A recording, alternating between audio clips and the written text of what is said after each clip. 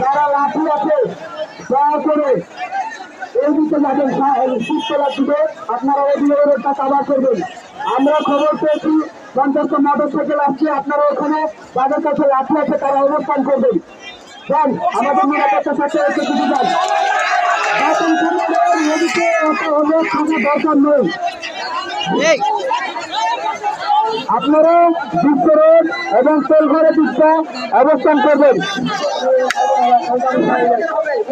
আর সমন্বয় ভাইদেরকে বলছি আপনারা স্টেজে আসুন, যারা যারা সমন্বয়ক তারা একটু আসুন আর এদিকটা ব্লক করে বসুন। হ্যাঁ, তেলঘরের দিকে এই রাস্তাটা আমাদের মাঝে আইনজীবীরা আসছে, আমাদের মাঝে খন্ড খন্ড ভাবে আমাদের আইনজীবীরা আসছে, আমাদের সাথে সাধারণ মানুষ সংগ্রামী প্রকাশ করবে।